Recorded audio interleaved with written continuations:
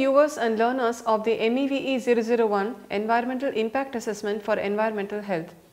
I introduce myself as Dr. Sushmita Bhaskar, working in the discipline of Environmental Studies at the School of Interdisciplinary and Transdisciplinary Studies, Indira Gandhi National Open University, New Delhi. Today we will discuss on the environmental impact assessment of a cement and a tourism industry, giving some examples. The learning objectives of this module, it includes the explanation of the potential impacts of a cement industry project and of that of a tourism industry project. So you may think that how can tourism also impact the environment? We will see how that by even the tourists themselves can actually emit a lot of the environmental pollution, and by throwing and disposing of waste in an unscientific manner, they can also contribute to the pollution and the environment in a great way. In the same way, the cement industry, okay, the raw materials that are used in the cement, it could be the Portland cement, it could be different types. They can contain certain silicates, they can contain the limestone particles. So all this will also impact the environment and bring about degradation of the environment. It can bring about a major change in the air quality, in the water quality, and in the vegetation and the other land aspects of that area where a proposed project is being coming up. First, let us understand the cement manufacturing process. So all of you will be knowing that cement, this is whitish or grayish or greenish in color, and this is a complex process, and first it begins with the mining. So after mining, then the grinding of the raw material takes place, and that includes the limestone and the clay, which becomes a fine powder, and that is referred to as a raw meal. This is then heated to a sintering temperature. It can be as high as 1450 degrees centigrade in a cement kiln. So that is how the cement is manufactured. The raw materials that are used for making cement, they normally include limestone, clay and marl, and these are extracted from the quarries by blasting or by ripping using the heavy machinery. In India, if we see, the limestone reserves are quite a lot. You find them in the Meghalaya, in those regions, and in certain southern regions also we find a good amount of the limestone. And there are a lot of good companies which are manufacturing the cement, and very good ones even in the south of India. They actually have the proper environmental rules over there, and they even convert the fly ash and other materials that are coming out of their processing, the products that are coming from their processing, and they have recycled and reused them for certain other materials, maybe for the road purposes or for making certain blocks, eco-friendly environmental blocks, for the construction purpose and so on. So even the final products can also be converted into the non-toxic and useful products later on. So basically a cement is a binder, okay, that is actually binding agents together. It is a substance which is used for construction that can set, it can harden and adhere the other materials to bind them together. So you would have seen in the construction places, even when you are constructing your own houses or the companies, the cement is being used. So first you will see that the little bit of that red soil or the clayish material, then you use the gravel, then you use the cement. All this is actually mixed together, and sometimes even certain binding agent like the Fevicol powder is also used. Then they are all mixed with water, and in that kind of a consistency that it can hold the blocks or the bricks together. So here you will find the clay bricks which are put together, and they are bound in between with this cement plastering material, and then after that also the outer plastering is done. And also for the roofing, where the lentils have to be done for the roofing of all the houses. Here again there are big machines that come. It is also the ready-made cement and the gravel mixer, and there all these materials are put into it, and that keeps rolling as in a mechanized way. And then it has the special equipments where they can be spread out evenly on the top of the buildings, on those beams, and they can then bind them together, and after hardening, then that becomes a very solid airtight and waterproof thing which is used in the construction purposes. So basically cement is used to bind the sand and the gravel together. So it is a binding agent where I have explained the process, and with this fine aggregate products it can produce the concrete which is used for the roofs and for the other parts of the building areas. The initial calcination reaction in the production of the cement, that is responsible for about 4% of the global carbon dioxide emission. So it is not that the cement industry is free of the environmental impacts, adverse environmental impacts that they are creating. It is responsible for a certain amount of the global carbon dioxide emission, contributing to greenhouse gases and the global warming. The overall process is responsible for 8% of the global carbon dioxide emissions.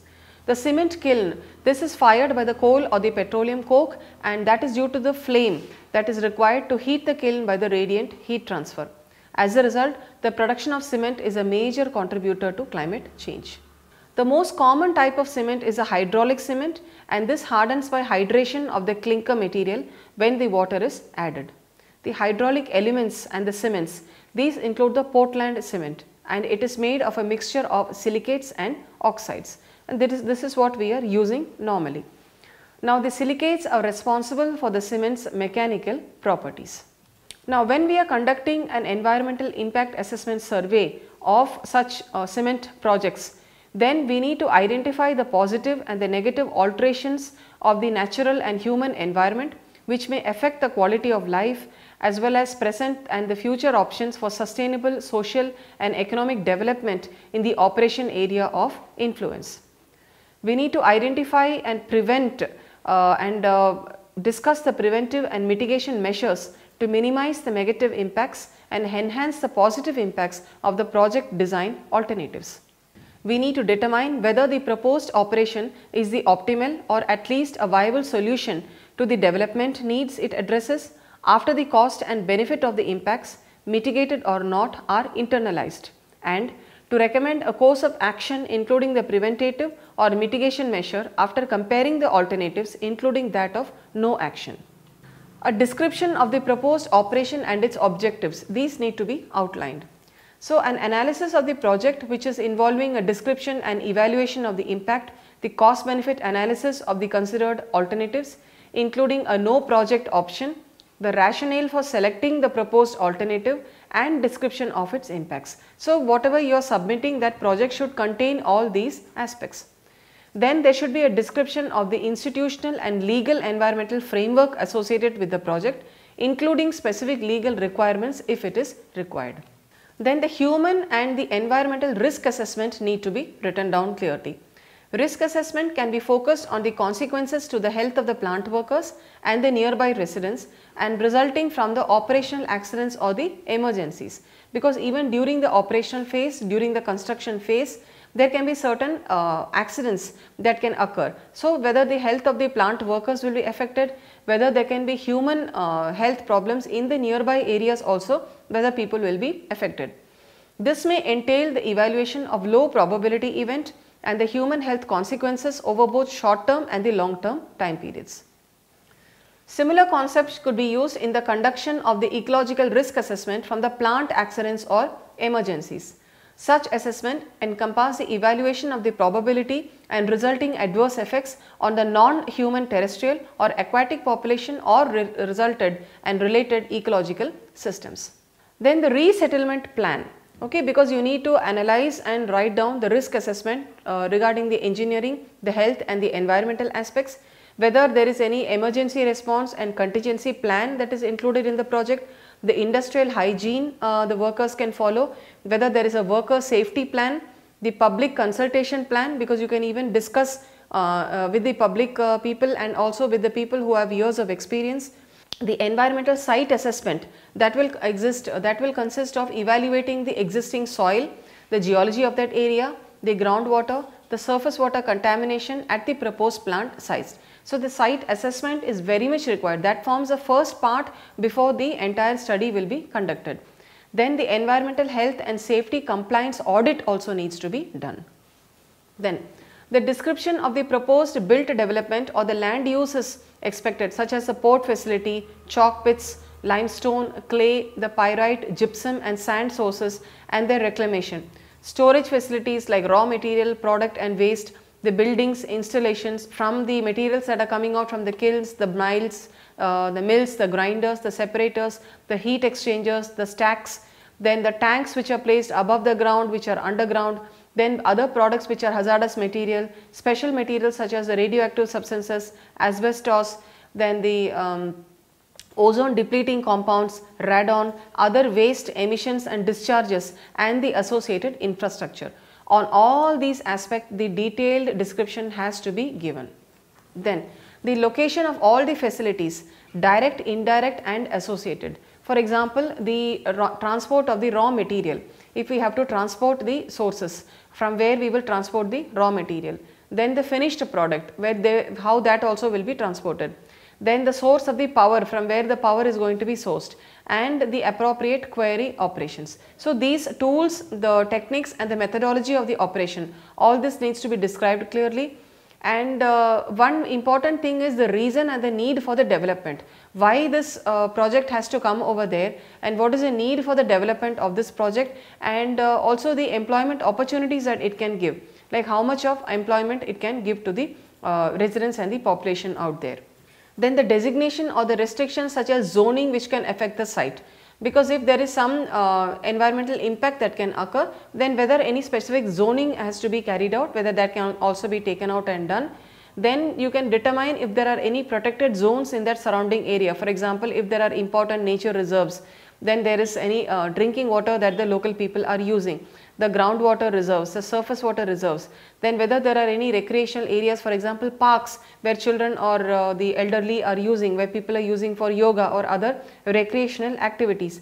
All this can be affected by the proposed development. So these also need to be written down. Baseline studies have to be carried out and determine whether these kind of reserves and areas exist before the proposed development. Now the site description will be carried out using maps and plans, and the aerial photograph can be done, that can be used and provided. Then also the geographical information systems can be used. Remote sensing can also be used so that the entire area can be mapped out and photographed well for the proper planning and usage. The land use in the surrounding area, both the urban and the rural, for example housing, for industrial activity, for agriculture, for fishing and for recreation, this has to be written down. Then the distance from the surrounding towns and the communities. So wherever the project site is going to be carried out, what is the distance from that place to the surrounding town, to the community, and in that town or the community, what is the population size, the characterization of the socio-economic composition, like what are the employment that they are doing, what are the occupations that they are occupied with, they are employed in, the sources of their livelihood. For example, are they using the aquaculture, or are they doing some basket weaving, are they doing some jute manufacturing and such type of activities are they going on, are they involved in the agricultural activities, are they doing in the coconut farm rearing and those fibers, are they being used for the carpet industry. So what kind of occupation they are doing, or are people employed in the government sector, whether they are working in the companies, in the educational institutions, then how many health clinics are there in that area, that is also important. Then we need to know the ethnicity over there, the tribal populations that are inhabiting that area, because they may also have their own roots, rooted to their culture and their society. For example, in the tribal places, the people will always see, when even if you are going to visit any cave or any limestone zone area, they will always see that what kind of things that you are bringing out of that area. For example, any kind of the animal bones that can be used in the jewelry or any other kind of activity. In the same way, whether any precious metal is being taken out of that place, because then they will all start surrounding you. They will not allow you to take even the water, because they will think that that is being sourced or used for some other purposes. So those local residents also have to be taken into consent, they need to be taken into consideration, and detailed discussions have to be done with the local communities before formulating any of these projects, and they should not be affected with any internal motive. Then the gender of the people, the gender and also the education levels and the background of the people, this also has to be described clearly. because accordingly the mitigation measures and the plans can be chalked out accordingly. The site plans must show the maximum land area that will be affected by the proposal. That can include the port facilities, the quarries, the pits, then the chand, the chalk, limestone, pyrite, gypsum. So, what kind of the mineral that is going to be mined out and that can be used in this project, the sand extraction areas, then the storage area where you are going to store it, because it is not that the limestone and the cement manufacturing, even after in the processing also, every step you are going to take out, then you will going to store that part in an area, then after that again that will be processed for the further process in the mechanized equipments. Then the cement plant location, this also needs to be detailed and outlined. Then the layout plan for the development showing buildings, stacks, storage area for the raw material and waste, the roads, then the parking facilities, infrastructure including all the utilities such as fuel filling station, the power supply, the water supply. Because if you have seen the cement industry, okay, they will have these kilns and they will have all this long tractors and mechanized belts and conveyors, where from one part to another part things are being transported and being put. And so even there again they will be operating on the power supply on certain diesel or certain generators. So where even these infrastructure also the power is going to come from. Are there any fuel filling stations that are nearby where they can use it for their activities? Then water also is required in large amount. So the water supply, from where are they going to source the water from?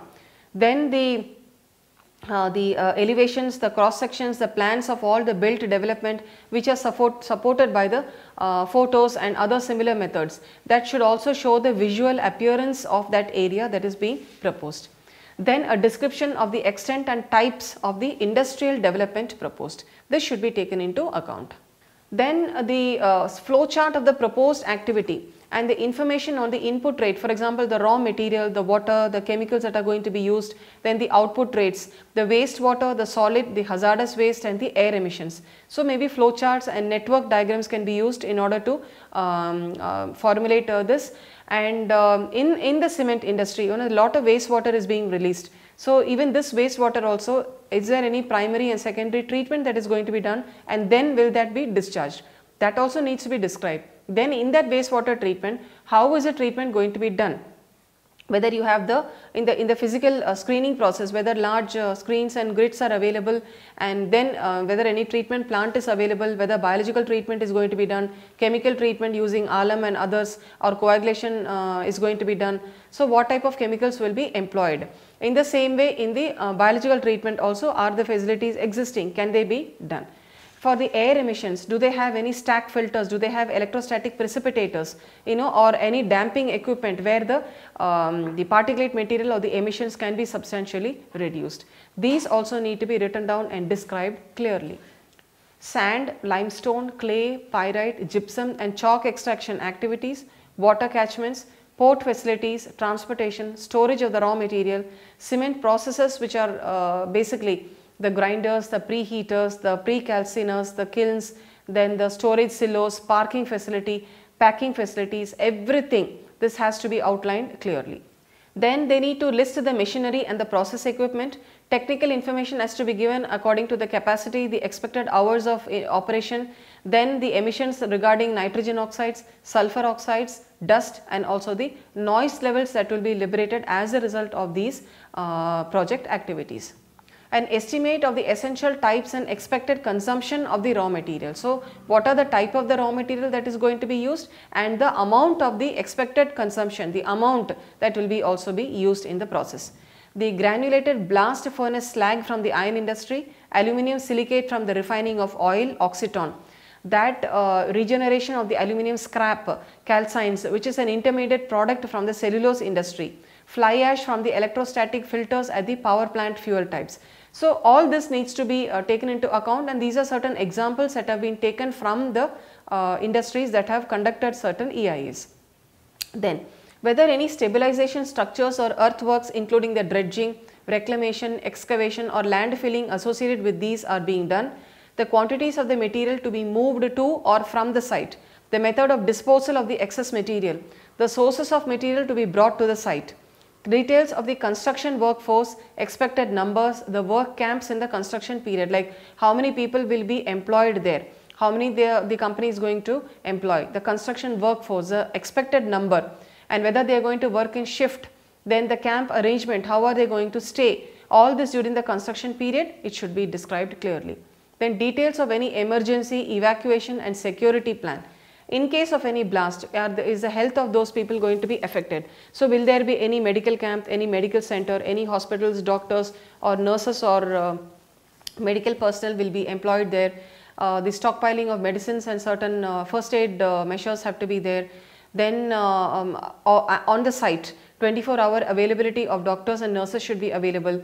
Then in case of any problem, whether there is any safety and evacuation, an alternate evacuation route, so that the people can follow that and they can move out. Otherwise, large chunks of rocks and this can actually hamper their health and survival.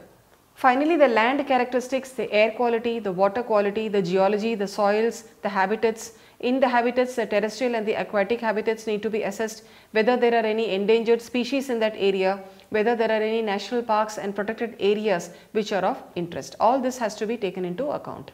Social services such as availability of surrounding clinics, hospitals, schools, the sanitation facilities, water treatment and landfills have to be noted down. The water bodies and surface water, for example, rivers, the lakes and the canals, the use of these like fishing, in water supply, in navigation and in irrigation. The habitats, it can be natural habitat as well as the man-made habitats for the flora and also the fauna. They also have to be described, whether they exist and how they will be tackled and be cared for well. This is an example of an EIA of a proposed cement plant which was to come up in southwestern Nigeria. It was done by scientists in the year 2013 and it focused on the EIA of the cement plant at southwestern Nigeria. So here they were manufacturing the Portland cement which causes environmental pollution. They suggested that dust, noise, gases and vibration can occur during the blasting in the quarries and a good amount of carbon dioxide is also released. Their study reported that the soil erosion will occur as the topsoil will be exposed as a result of bush clearing and excavation. There will also be a loss in the flora and the fauna and significant impacts on the ecology and the biodiversity of the area will be impacted. The loss of the vegetation canopy will also occur. Dust can be released from the point source or from the diffused sources. This cement dust can affect the health of the employees working in the plant and also the communities who are living nearby. Therefore, the mitigation measures such as electrostatic precipitators and fabric filters will have to be installed. Then they also say that the operation phases will create significant noise pollution. So, the sufficient hearing protection should be provided. For example, the ear mufflers and certain helmets, the eye goggles, all this should be provided in order for the eye and the ear to be protected during the operation and the construction phases for the workers in that region. The potential sources of the vibration, they say that is blasting in the quarries, piling in the construction, road traffic and the heavy machinery. They can also cause distress among the communities and these were some of the main conclusions of their study. So that was everything about the environmental impact assessment of a cement industry. Now let us briefly describe impact assessment due to tourism. We are all fond of tourism and when people migrate from one place to another, they like to take a break from their normal activities and tourism can be of various types. It could be a religious tourism, it could be environmental tourism or ecotourism, it could be tourism of the general kind like meeting people, understanding and appreciating different cultures, learning a different language, and some people they like to tour and like to meet people, like to understand the languages, the culture, the dressing style, the cuisine and so on. So you can actually gather honey while traveling and the tourism industry is a hotspot industry and it actually attracts a lot of employment and lot of people globally from the entire world. Now certain parts if you see in the environmental area in the domain, certain parts will attract more tourism capabilities. For example, the coastlines. So in India, for example, if you see Goa or if you see Kerala, the beaches, they are a hotspot for tourism. They attract lot of tourists in that area from the national as well as the international travelers. And there again the tourism can also be during certain times. For example, if there are certain festivals, like in Jodhpur and in Jaisalmer we have the sand festival. So during that festival people like to go to that area, understand like what is going on and how this culture and the tradition is being followed for ages, for centuries. And then there are also specific areas, like in Rajasthan again you have the Chaukidani area. There you find the food which is exotic, and the entire food of the Rajasthan area can be tasted, and everything fried from sweet to sour is at one place. Then you have the local, you have the camels, the local animals that are there, that can give you short rides, and children are normally amused and happy by these events. In the same way, for the elderly people, they have certain astrological and certain horoscope things which they can be they can use their time with. Then there is also dance, then there are amusement parks. So tourism can actually offer a lot to a wide variety of people. And the economic foundations of tourism are essentially the cultural assets, the cultural property, and the nature of the travel location. So as I said, even in the foreign countries, Greece, then you have France, they attract a lot of the tourist industry.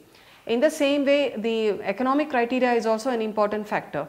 The cheaper tickets and also the places that are cheap for the tourists themselves, because you need to see the conversion value when you are traveling from a lesser developed country, from an Asiatic region. Maybe some of the European region, the East European regions, that may be cheaper for the travel when compared to United Kingdom or the Scandinavian countries, which may be very expensive, and they are also a high tax paying nations like Switzerland, like Norway, where they are all high tax paying countries. So you can also budget yourself and decide where the tourism has to be done. So that way also the tourism industry is impacted by various economic factors. And the World Heritage Sites, they are particularly worth mentioning today because they are real tourism magnets. For example, the Stockholm in Sweden, you have this Nobel Museum where every year the Nobel Prize is being given. The Alfred Nobel Prize is given to the Nobel laureates. So there, that part it is in the Gamlastan area, and here again that attracts a lot of tourists, and the people can enter there with the fee that is provided. And the outer side you have the sea and the nature in its pure and real sense. It's just undisturbed, where you can enjoy the sun and that beautiful park, and inside you can actually see those halls, the Nobel and the areas where the people who have done wonderful scientific research, who have contributed a lot to science and to society, where they are awarded the highest honor for their work. So these are World Heritage Sites. In the same way, the tourism can be mass tourism, then it can be the niche tourism, and it can also be the winter tourism. Therefore, tourism brings a large amount of income into the local economy. It generates and creates opportunities for employment, and some examples include the hotels, the resorts, the homestays, restaurants, amusement parks, the shopping malls, music points, theatres, even the souvenir malls also are places of tourism. And the hospitality industries which benefit from tourism include those which are the transportation services, because you need to be transported from one place to another for the tourism purpose. They include the airlines, the ships, the cruises, the trains, the cabs, the buses. All these are included in the tourism industry. So holistic and comprehensive tourism carrying capacity should be included in the environmental impact assessment study, and the development of any area must respect the voice of the local communities. Three important dimensions of the tourism have to be considered, and they include the physical, ecological, socio-demographic, and the political economic factors.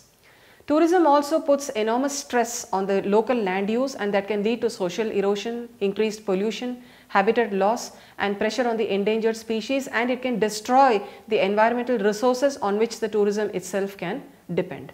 So thereby it can be considered as highly sensitive to climate change, and it also contributes emissions to greenhouse gases, one of the causes of the global warming.